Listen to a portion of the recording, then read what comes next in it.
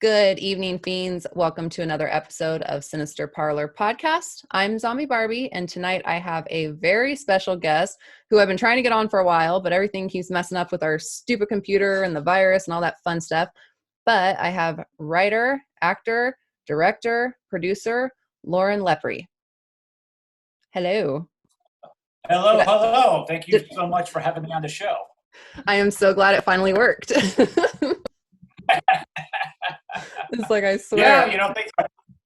I think Zoom just has a lot of high traffic right now with everything going on. So maybe something happened that day. I Oh, I'm sure it did. Everybody's bored, so they're all like on Skype, Zoom, Netflix. Like everything I'm using keeps cutting out. It's super annoying. I'm like, get off the fucking internet. don't know. Go out and do something. Yeah, yeah. Yeah, right? And get arrested. How's that? Really. So how have you been like during, I guess, all of this? Are you doing okay out there? I'm still working my real world job. I work for the gas company.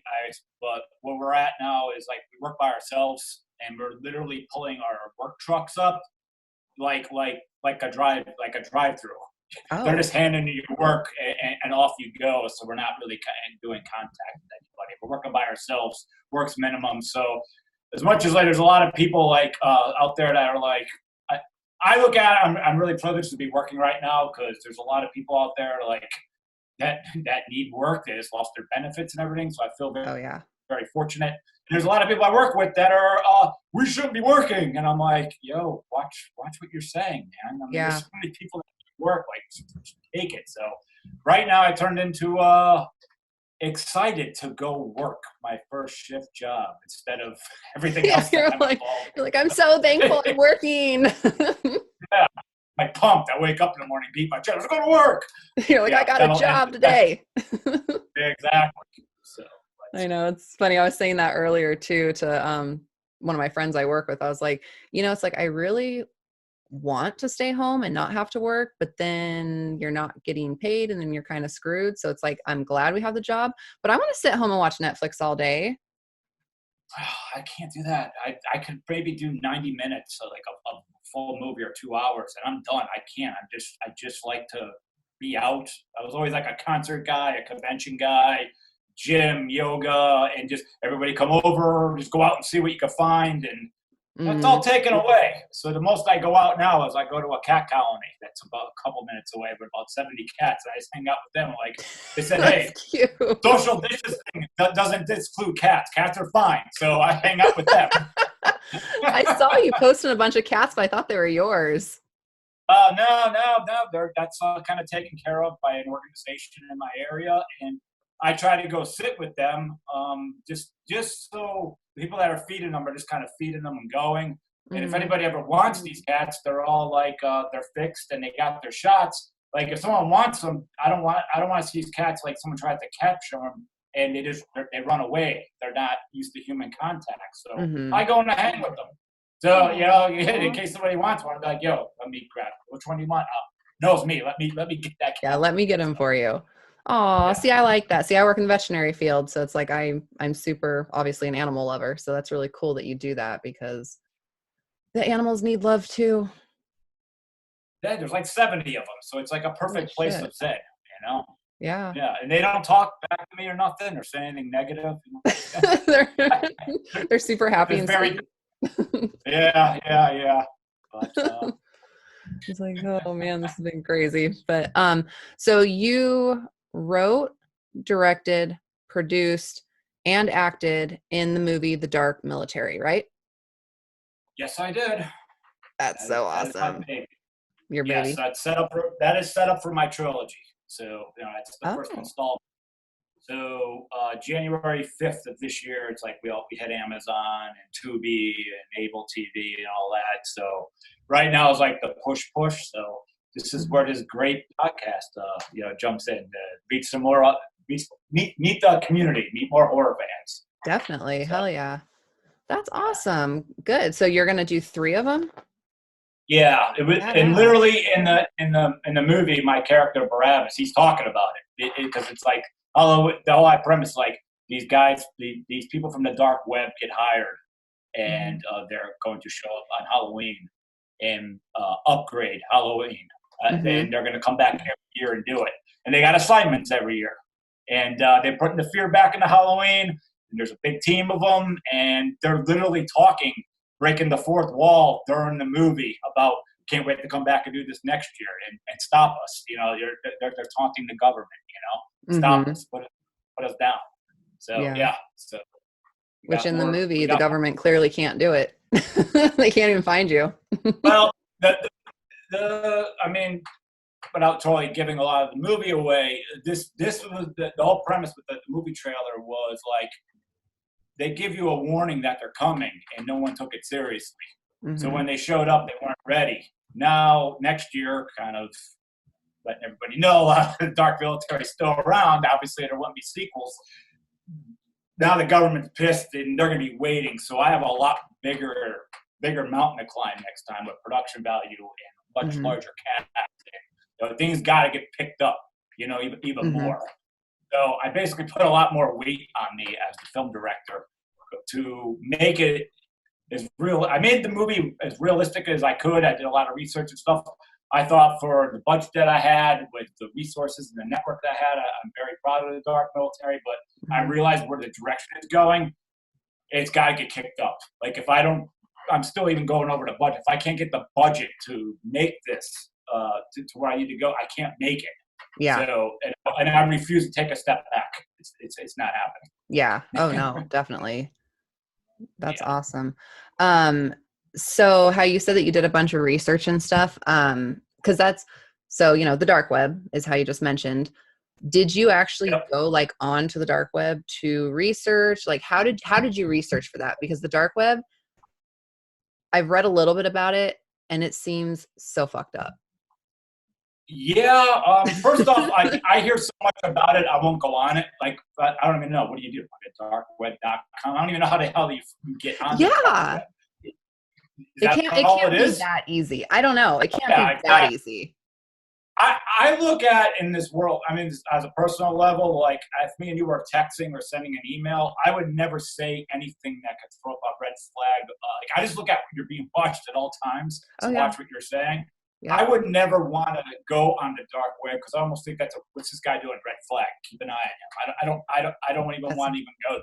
Yeah, you know? That's what I would think too. But yeah, but the whole premise of the movie is someone's found all these serial killers online and made his own military team out of it, so to speak. And cool. He's going to put an upgrade in. So I thank you. And I figured I wanted to have a variety, meaning men and women that kicking ass in this film. And I want a team, you know, I want something everybody could relate to. And then I was like, oh, they're from the internet. They're from the internet. And I'm like, wait a minute, the dark web's a scary thing. No, they're from the dark web, you know? So that's basically where that part came from. Nice. I can't remember what brought it up, but I had watched something about dark web mystery boxes and stuff. So I didn't look up like the dark web. I just went on to like YouTube and, you know, put in dark web mystery boxes and shit like that. And so, you know, like with that, you don't know, is it really real? Did it really come from the dark web? Like, what was it? But I mean, there was some like fucked up shit in those boxes. And like supposedly people that get those boxes, there's been like murder weapons. There's been what do you call it? Like not clues, but what is it that the evidence? There's been like evidence in boxes. There's been stuff with like blood on it. And it's just, that's scary because you don't know where that shit comes from. Yeah. So that's the coolest part about the dark military. You're just not supposed to know who they are. Like they, but the end of the movie and stuff, like they're telling you, like the worst part about this is in a few minutes we're going to take our mask off and walk among you for the next year. You know, until they have to come back. Like that's scary stuff. If you really think about it, that's been happening forever. Oh yeah. You know, yeah. I mean, I'm not going to say there's a group out there, but just in general, anyone who's murdering people is walking among you. You know, So. What is that saying? They say a person passes a serial killer like what 8 times in their lives or something like that. I don't have those numbers. I'm like, come on, I want the statistics. You should know this. Yeah. I'll believe it. But the Dark Military, though, was just was an idea that I just felt I hate the remake reboot stuff. I can't stand it. I think it's an insult to what you and I and the audience most likely grew up on. I just think we deserve better. Yeah. And I wanted to bring new horror movie icons to the table with good production value. That was phase one of the Dark Military. And I wanted something everybody could kind of relate to. And, I got strong women presence in this movie and strong dudes. And at the same time, it's like I didn't want anybody remotely the same, because everybody's different. I want to see who you could gravitate to. And they also, because there was so many Dark Military members, I couldn't just have they all kill one person each. I was like, you're not building characters that way. And that's when you have 70 cast members in the film all together, because they got to be able to kill more than one. Not that I'm not telling the audience there's 26 kills in the film, but you got to have a big buildup. Those characters can't just be like, oh, there's one kill. All right, they're done for the film. No, you got to building the characters up almost like in wrestling. This is the first round. You're building the characters up, Definitely. Speaking of wrestling, I read that you were a pro wrestler and then turned MMA fighter. Okay, yes. So I was in the wrestling business from 1997 to 2004. I was more of a wrestling manager, but I have wrestled, and I was involved with the business straight across the boards. I did a lot of independence, and I used to work behind, using these words right, behind the scenes helping a promoter inside of ECW when that was going on. Wow. I never worked as a wrestler. My shoulders never hit the mat in ECW. That's never happened. That was the end goal, but we went bankrupt. And it's like that's gone. So I still stayed with wrestling the next few years until I was doing martial arts for a very long time. And when MMA re-exploded, I jumped into that and I fought like amateurs in the smoker level is what it's called. I never made the big dance. Straight up, I didn't dedicate myself the way I should have. And then the film business hit me. And I was like, you know what? In wrestling, if you screw up, there's a million boos. And regardless, you're messed up and sore after. In an MMA fight, one wrong move, you're knocked out and everybody could be laughing at you. In acting, oh, you could do another take? Really? It's not like one and done. I was like, oh, this is going to be easy. So, yeah, I kind of just got into it. I was like, I'm not sore the next day. This is great. You're like, hell yeah. And we can refilm it. We're good. Yeah, exactly. So, but, so that's kind of how it went. So I kind of transitioned to 3 different transitions in life. Okay, cool. So when did you start filmmaking, or I guess what did you start as? Did you start acting, or did you just right away start directing and writing? When I was doing the MMA thing, I saw a flyer. This is 2010, and Philadelphia was known for the zombie crawls. And, I've heard of those. Yeah. So there was flyers out during the zombie crawl that there was a movie being shot. There was a zombie prom. There was a zombie prom every Halloween in Philly, and it was like, within 2 weeks of Halloween, and there was flyers there that they're shooting a zombie movie and they need extras. No pay, but we'll feed you and do it. I mean, how I looked at it was as a bucket list. Everybody listening has a bucket list. Like, want to be in a movie. I didn't care how small. And I just watched the movie set. It's like, hey, how you doing? Sit down. Let's put makeup on you. All right, there's a keg of beer over there and a layout of food over there. And I didn't even see what they were doing. They were in this big garage. That's where all the actors were, all the cameras were. It's just me and about 30 other actors, a.k.a. zombies, just bullshit about life for about 8 hours in zombie makeup. And I had a blast. And they just brought us in. And all it is our characters, we break the door that we're zombies. We just knock a door down and walk towards the camera. And the whole thing literally was 2 minutes for our part for all that time. And you don't know what happens. You don't know what happens to the characters. Do they live? Do they die? And as soon as they said cut, like my heart was racing. It was beating. I was like so in love. I was like, that's not it. And they're like, what are you talking about? That's it. We're wrapped. I was like, I don't want to do more. And they're like, you have any acting experience? Dude, we appreciate you're here, but you got to go. I was like, shit. And I was like, so I was so in love that I jumped right to Walnut Street Theater and started acting. And I just took off like a snowball. I did. I was doing like a million, any project I could get my hands on, good or bad. I didn't know what was good or bad. I didn't know what was good quality. I didn't know who was shady. I didn't know who was good. Every actor's got to balance that out. I certainly do now, and I'm very much more, a lot of restrictions on what projects I'm going to do. But take it as like practice. Regardless of how good or bad you're getting experience, and it mattered before I kind of found my way, before I started throwing my own film festivals. And, eventually I started, I jumped on a Princeton Television. I have a show there.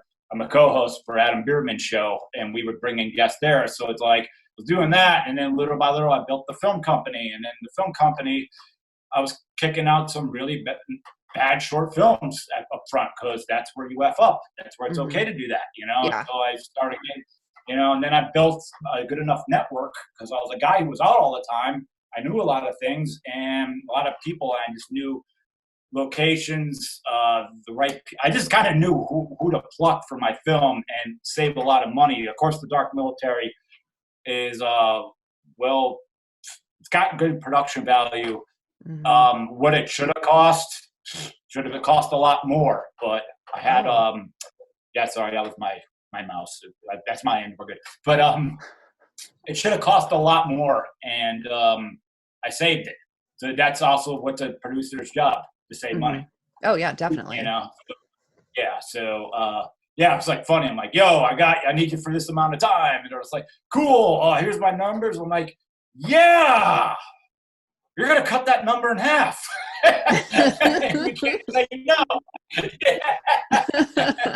So.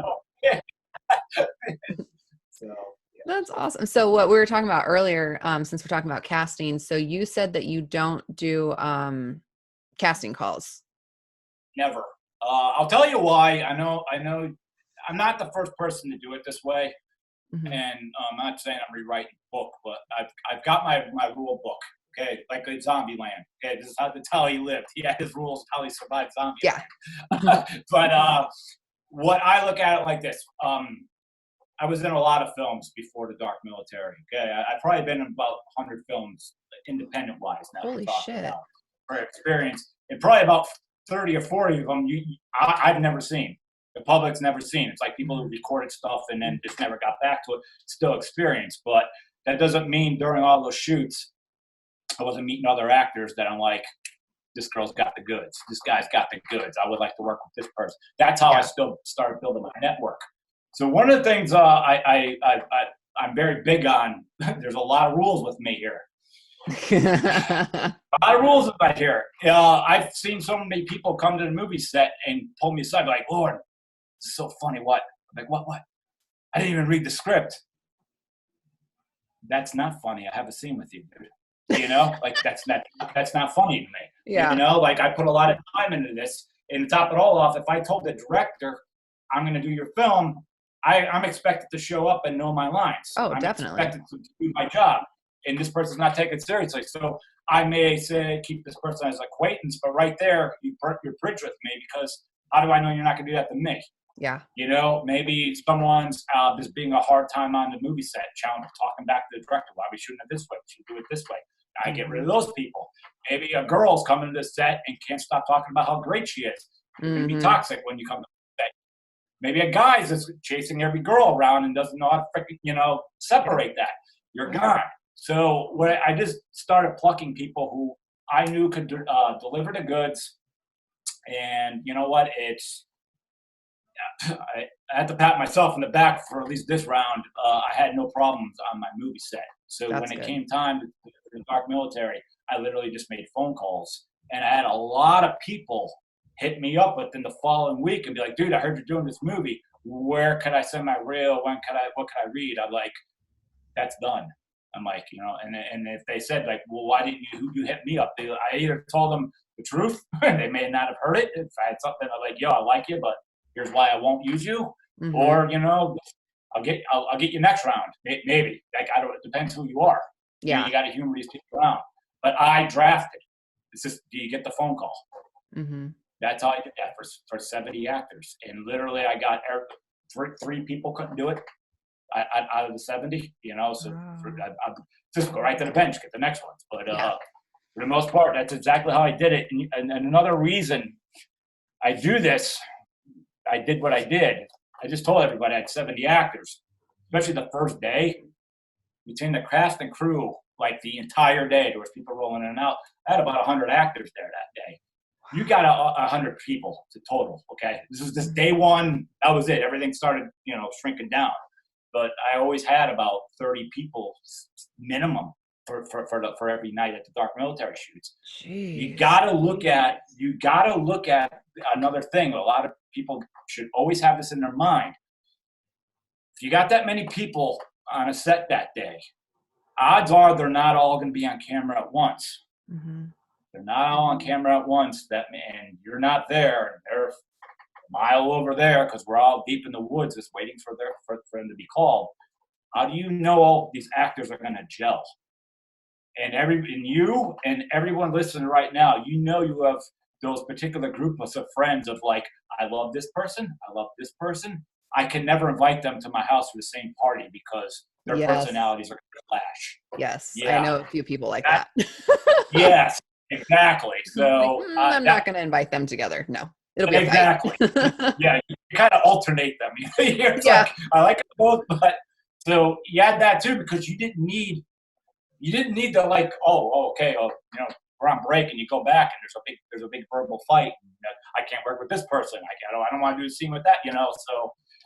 Luckily, on my movie set, there was some shenanigans going on. I'm not going to tell you little things like that, but nothing was really too disruptive. Everyone got along great.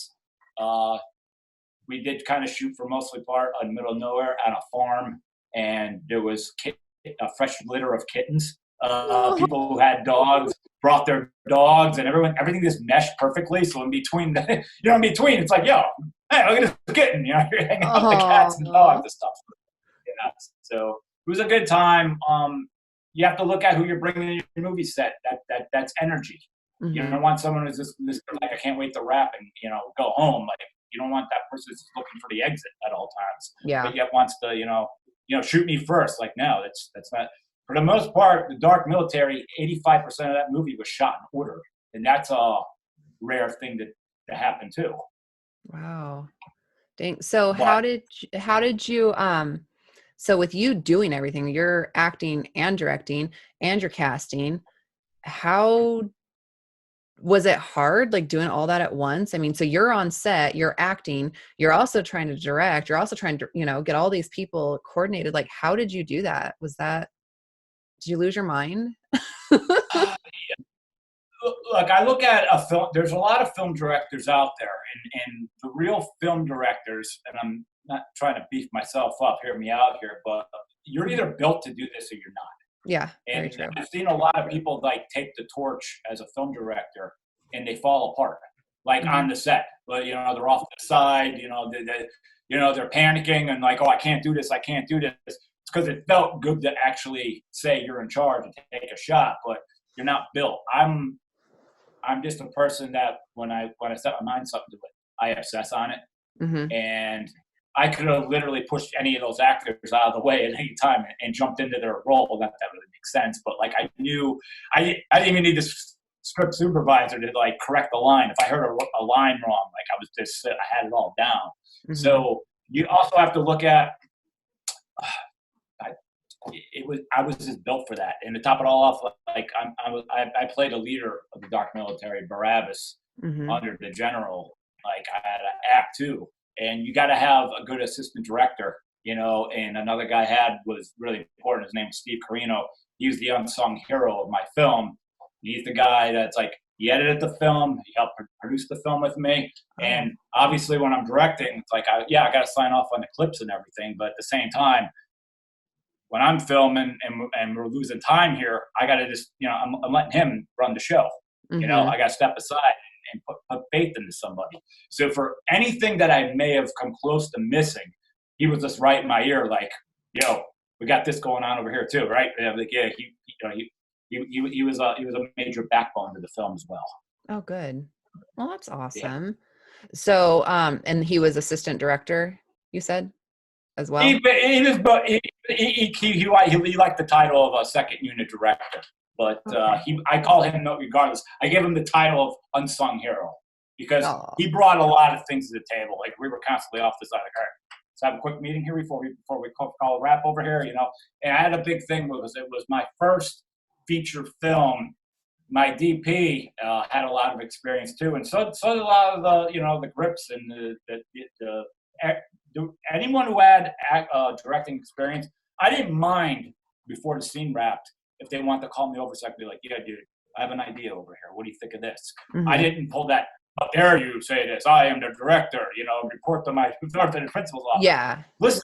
Listen, because the worst thing that could happen is you say no, or you shoot what they're talking about, and I didn't like that. Mm-hmm. It's not gonna use the footage.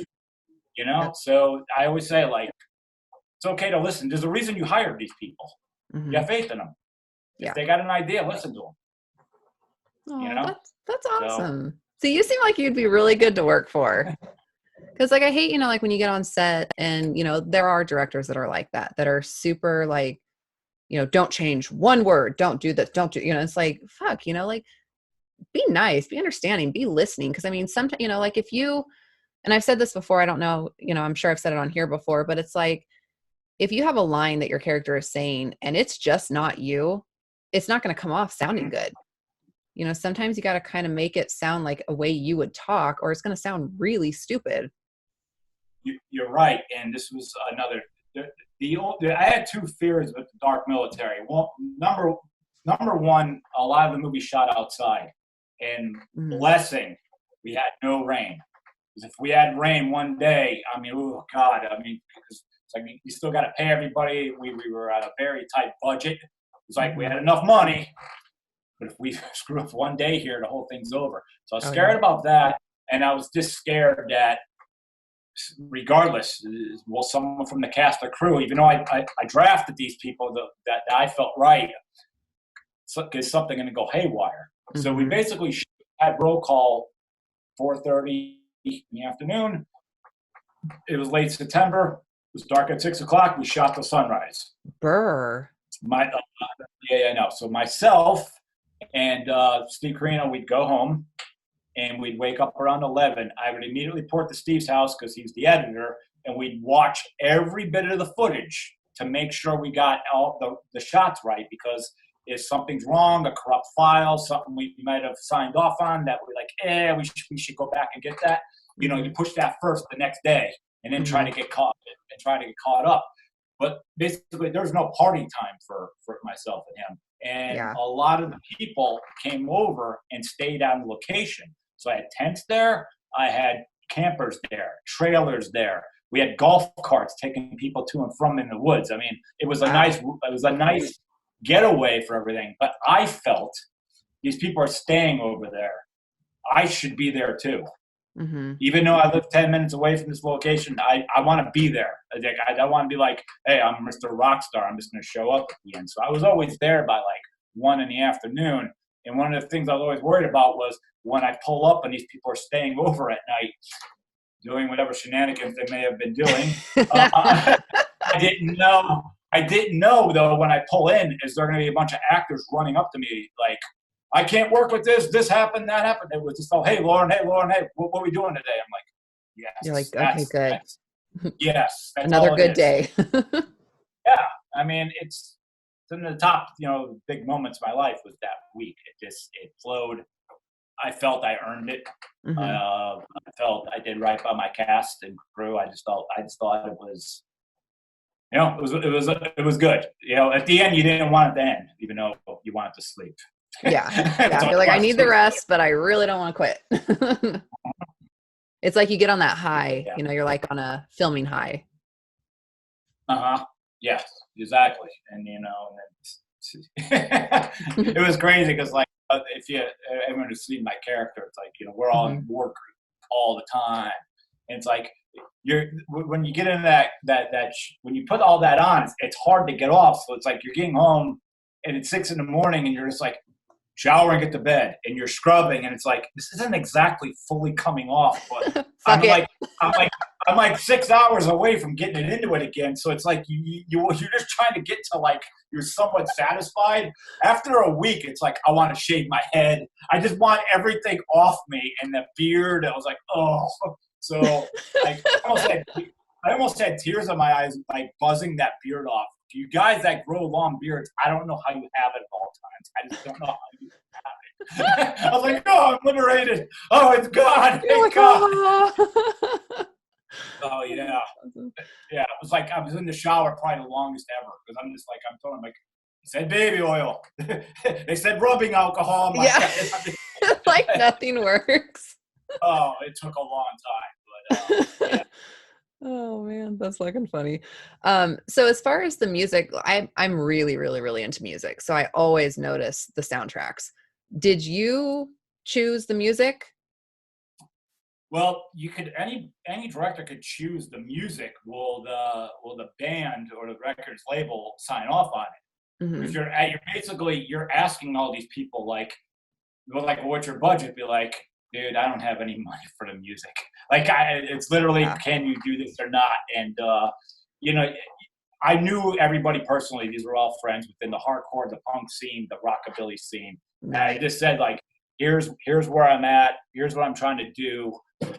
Your song fits this scene.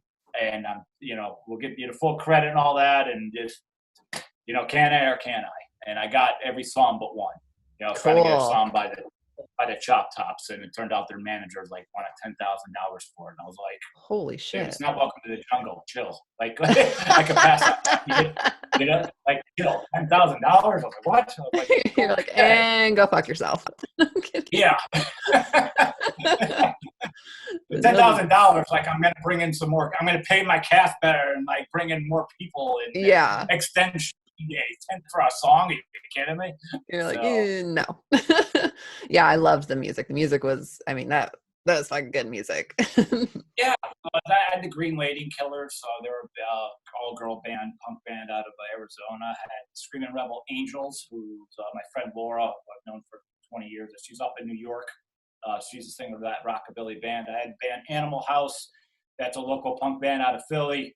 Cool. And, that was an easy score. At the very end of the movie, the Dark Military song is by Bad Luck 13 and their Riot Extravaganza. If you put in Bad Luck 13 Riot Extravaganza on YouTube, you'll see some interesting. The name's just not the sound tough, folks. Okay, a lot of crazy stuff happens. And Jay, the singer, he's the guy that did all my tattoos and stuff. And I was like, yo, dude, because he loves horror. I was like, dude, would you write a song for me? He's like, holy shit, would I? It was the first song they wrote in 10 years.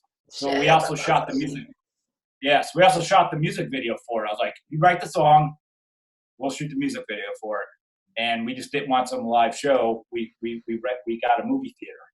Oh, and cool. We put the band in front of the movie screen and played the movie while they performed and brought in the cast members of the Dark Military, like out of character, walking in, sitting down, look up on the screen, be like, why am I on the movie screen? And made like a whole storyline out of it. And it's like they're seeing themselves get killed, their nightmare comes to life. And when they try to leave, the real Dark Military shows up and doesn't let them leave. So we made like a whole storyline, like almost, I was like, we took a page out of You Could Be Mine, like the Terminator. We took a whole page out of that, but we had fun with it. So if you put Dark Military Bad Luck 13 on YouTube, you can watch it, and it's got high production value. Yeah. I have to look that up. That's fucking badass. That's super cool. Thank you. So when you finished it, where did you premiere it at? Because it seems like East Coast has really badass theaters. Did you do like a whole theater premiere and all that stuff? Yeah, I worked for fun and just for throwaway money. Anybody who's ever worked a music venue knows unless you're like really in the office, if that is where you're going to get the money. I worked security at the Trocadero for extra money. That's it just closed. It was around for 149 straight years. It's a historic building. I worked there, and I worked every show I could imaginable. I mean, I wasn't even there for money. I just look at like a band you would like, a band I would like, oh, circle that. I'm working that shit, you know? Nice. And then other nights like, like, yo, I got nothing going on. I'll work this. Oh, Wu-Tang Clan's coming. I'm not working that because that's a whole bunch of trouble. You're like, no. Yeah. Anything that caused trouble, I was like, no. I basically wanted to hang out and get paid, and something crazy happened, I'd break it up. But they also had a movie screen there, and they always had movie Mondays there for about 15, 20 years. So I started a film festival there. I started Freedom Shorts and Liberty Massacre there. So put that on YouTube, Freedom Shorts and Liberty Massacre. You'll see tons of stuff from my events. But I also started screening local features, and that's where I had my premiere. Now that was I called that the test screening. Technically the you want to say the world premiere, because I think everyone, you got to have a test screening, folks. You got to. There's only so much between you and your editor see the film a certain way, and you think you got it down right. Until you put that in front of a real audience, will you be like, wow, they like that. I didn't think they were going to like that as much. We thought this part they were really going to like, and then like they kind of laughed at that part. Maybe we need to take that back a little bit. You just need to get it out there. So the real premiere was New Jersey Horror Con, and we were up for Best Feature and Best Director for that. That went well, but before you know it, we edited the movie 4 times, and we went back and shot 2 more days and added more characters a year later. So, my advice to everyone is take it slow. You know, get it to where you think you want it, and you got to have some test screens. Get it in the festivals. Screen it with none of your friends there. Friends and family don't count. What do you think they're going to tell you? Yeah. They're going to love it. You got to get it with eyes of that's where you know. So when I'm driving around to all these film festivals, like I was literally hitting my head, or like, yeah, dude, they laughed at this part. We need to cut this back. I could see, like, holy shit, I didn't realize there was an error here. Like you go back through it over and over and over, but that's what you got to do. Mm-hmm. It's like amazing what goes at 90 minutes, folks. It's unbelievable, like how much time. But don't half-ass it. And the parts where like you're having trouble editing something and you're just like, screw it, just push through. You can't do that. You cannot do that. That's your art. What do you think? What do you think when people watch your film? What do you think they're going to talk about? That part where you just pushed right through. Mm-hmm. They're going to be like, dude, we got this part. We understand what happened. Yeah, that's like, you got to put heart into it. You have to fix it. Yeah, because people notice everything. Yes. Or they think they notice everything. Well, yeah. But people like bring plots forward. They're like, no, dude, because at this part, this was. Oh, okay. I guess that's true. I've had my movie reviewed like 40 sometimes, and even the for the most part they were positive. I had like 3 or 4 negative ones that were just negative across the boards. Out of 40, I'll take that. But even the positive ones, some of the things they said was like, that didn't happen in the movie. Or like, they got the plot wrong. And then the negative is just like, well, no, that was answered. So it's like on both sides, the positive, negative. Some of the movie reviewers, you're like, who? Is anyone checking these people? Like, sometimes I'm like, yo, so you sent in a movie, could you please go to this part? You said this, played it from this part. There's your answer. And you're like, oh, I guess I missed it. Maybe you should. I don't care. I'm not telling anyone for myself, like, you have to like my movie or whatever reviewing, you have to like it. But I think you should do a courtesy to all the film directors. Be like, here's what I found wrong. You have anything you want to say here? Like maybe, because it could be on you. It could be like, they send back over, be like, no, I get that part. I don't like your movie. I'm like, okay, then, but I just think that, always look at what you're doing there, because you can look wrong as the reviewer. Definitely. Yeah. No, I totally agree with that. So with your film festival, so you have the 2 of them that you were mentioning. So do you still do it? Do you do it every year? So I've done that for 7 years, and the main building I ran out of this closed. The Trocadero is now closed. Now I did run out of two other buildings, Philly Mocha. I ran out of a coffee shop. The coffee shop spot was free and was always a lot of fun because it's a coffee shop and a video store in one. It was really freaking cool. Ooh, that's neat. Everything folded, all three of them. So. Mm-hmm. Like recently, what the dark military got me to was a small role, and I helped find a major location at Terrifier 2. That's so exciting. That the dark military equal that Terrifier 2, and I might be there's always that, everyone always has a might, but I'm talking with another heavyweight film director that and a lot of other people know, but I don't want to say nothing yet. But that's what the dark military has led me to. That's what hard work, that's what heart and passion lead to. Mm-hmm. So, when it comes to bringing Freedom Shorts and Liberty Massacre back, which if anyone could explain, Liberty Massacre is what it sounds like. It's all horror. Freedom Shorts could be horror, drama, action, cartoon, whatever. It's like, that's more of my professional one. That's why I put my hand in both worlds. But I don't know if I have time. If provided the Trocadero Theater reopens over new management, provided the rent's not through the roof,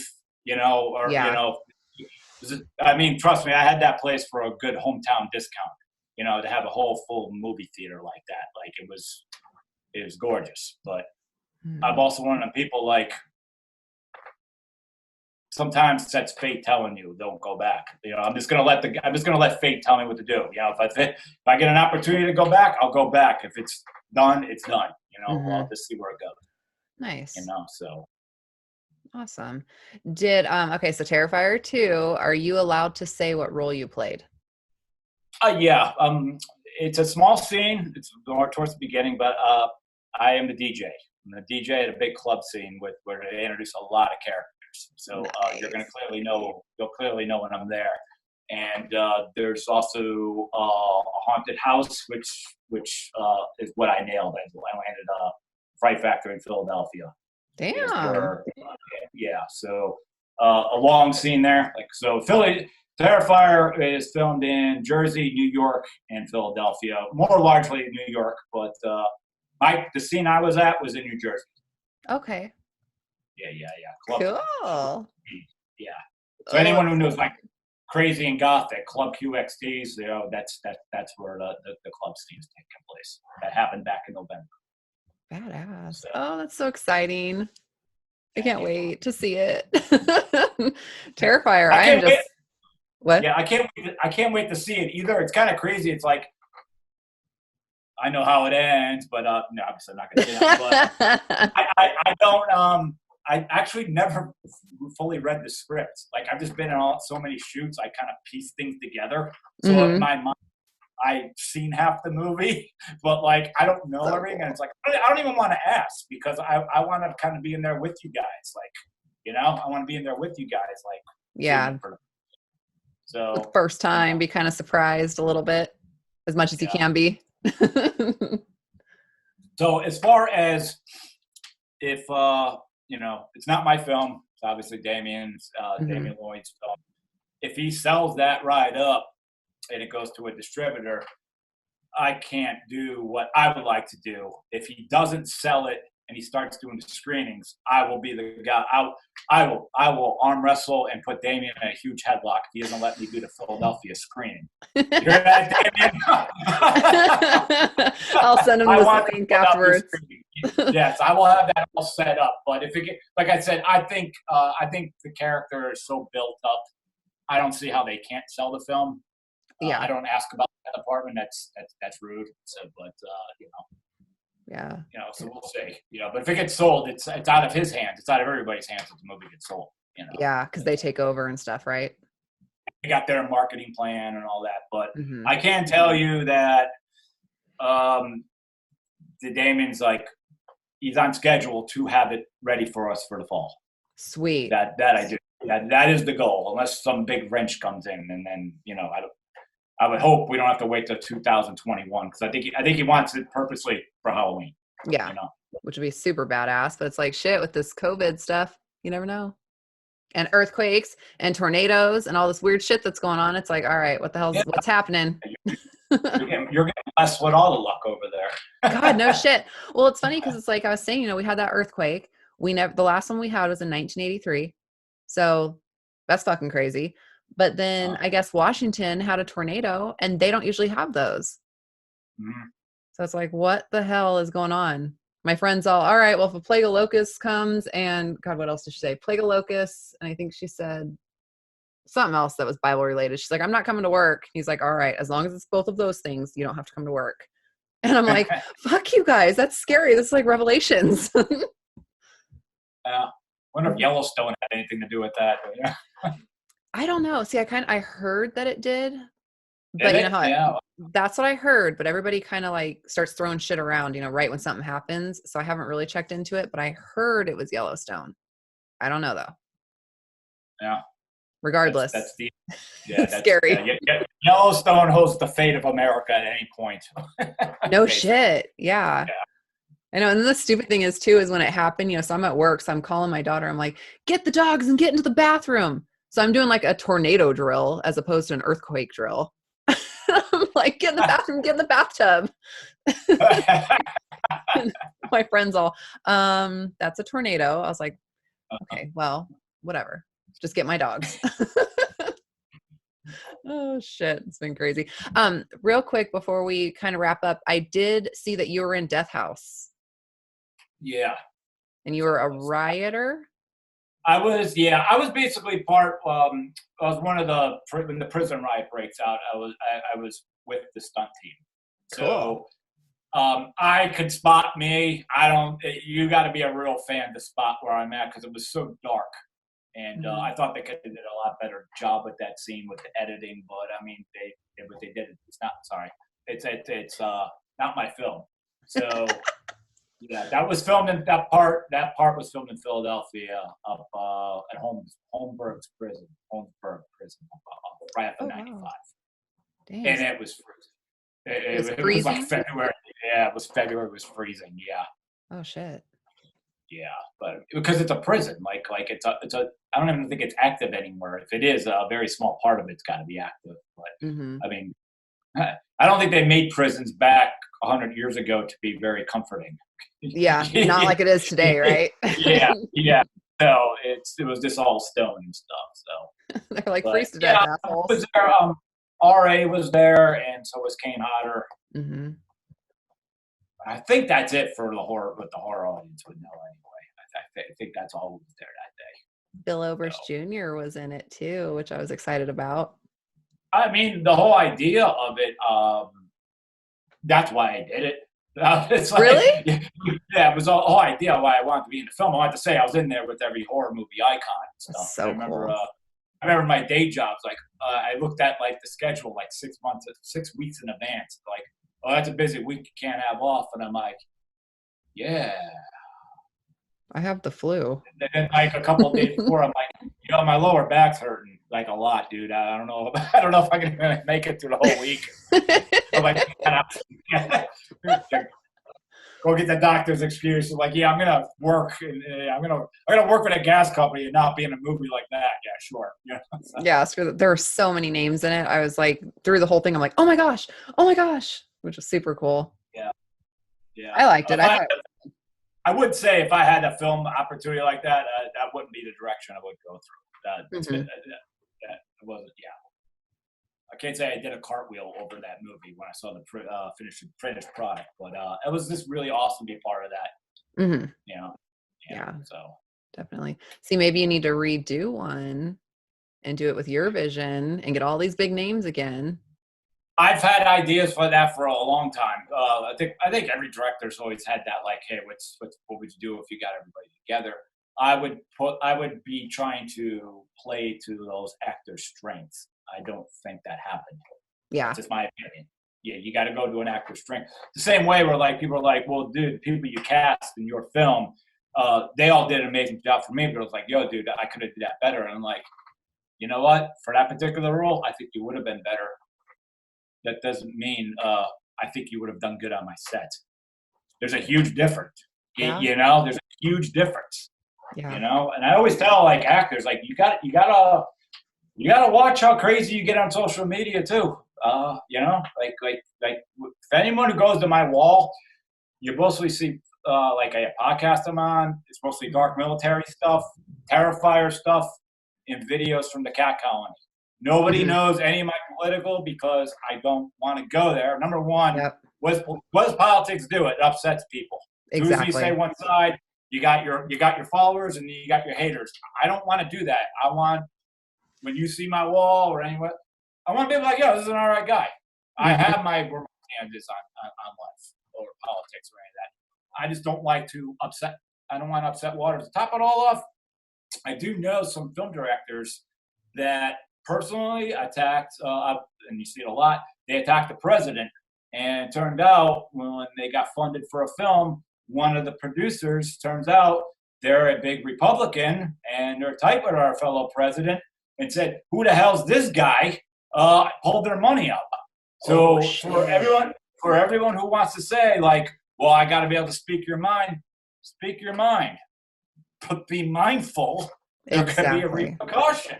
Yeah, definitely. So was that one post on that one day of you being angered worth the fall of your project? For me, no. I don't do stuff like that. Hell no. That's why, I don't put anything political either, because it's like, no, there's... Yeah, don't. And I always say, particularly for Facebook, as far as I go, friends and family, like you're on my list, so I consider you a friend. Oh, thank you. Why would I ever want to make a post to upset you? Yeah. Or your family? Yeah. I don't understand people's concept of that. It's like, I'm going to say something, get everybody pissed off. Like, aren't they your friends? Like, maybe, chill. Go for a walk outside. Go find a cat colony like I do and hang out with them. Yeah, people like looking at that. That's super cute. Yeah. Even though I thought they were all your cats, I was like, holy shit, he's got cats. That's a lot of food. That's like illegal to own 70 cats. I think the township comes in and kind of clears that up. I was like, does he have a cat rescue? So. Oh man. But people need to be mindful with that if you're in the business. If you're Steven Spielberg and you want to do that, it's a different story. But until I'm on his level, which will be never. I'm gonna. Don't say that. You don't know that. You're right. I don't know that. But I also don't think that big. Like I would like to direct the Friday the 13th. That's like that. I want to be that, and I want to be convention worthy. That's all I want. That to me is happy. I don't need to have the $1 billion film. If I get offered it, sure. Yeah. You want me to direct that Marvel movie? Sure, I'll do that. Fuck yeah. Yeah, I'll do that.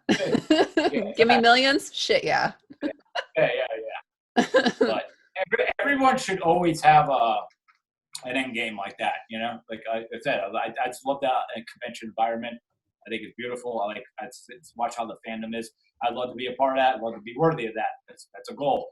But I mean, I grew up a Jason guy. I have my vision for what I would like to do, and you should have that. And anybody who ever like laughs at you over that, like you should laugh at them for not having a goal like that. Yeah. What you just want to settle to be an average Joe? Like you want that? That's fine. I don't want that. Mm-hmm. People who swing, people who go up to the plate and swing, even if they strike out. Hey, they took a shot. Don't begrudge them for taking a shot. Don't do that. No, I agree 100%. See, I'm a Freddie girl.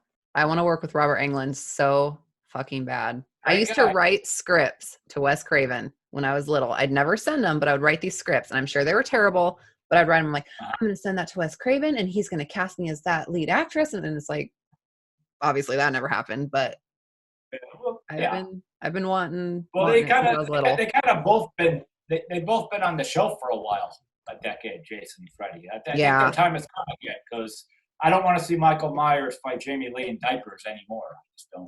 In diapers. Yeah, they are. You know what happened at the end of Halloween Kills? They both shit their pants, and that movie's gonna end. That's what's gonna happen.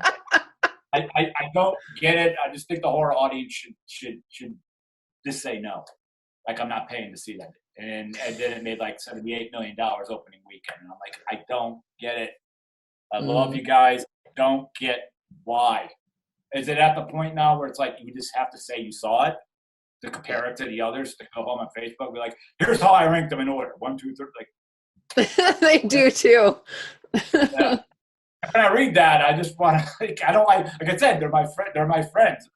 But why am I reading this? Like, who cares? I always say that about my own posts. Like, I'm about to put up. Does anybody care what I'm about to put up? He was on the other foot, you know. But oh man, like you realize, like, what is it? What? What? No, go ahead. No, but it's like, isn't it? This is Jamie Lee's in this one. This is the sixth time I got Michael Myers can't kill an old woman. Like, but he's gonna kill a whole bunch of teenagers in the process. Like, I just, I love Jamie Lee. Yeah, I'm not buying it, guys. I was out in the first few minutes of that last Halloween film, which I waited for. It was on HBO because I wouldn't give it any money. It's like, no. I was out in the first 5 minutes. It just felt the heart was gone. It felt forced. I saw him without his mask. That killed me. I'm like, he just looks like a janitor to me. I'm not scared of a janitor. I just wasn't into it. Yeah, so I kind of don't remember it to the point. That's how much you didn't care. You're like, that's how much I enjoyed it. I don't remember it. Don't care. Yeah. I remember the teeth being thrown. I don't remember that. Do you? I remember that. I don't. I remember it because it was in the damn previews, like constantly, like where he drops the teeth over the bathroom stall. Teeth and eyeballs get me. I'm like, oh God, that'd be horrible. I'm not an eyeball fan.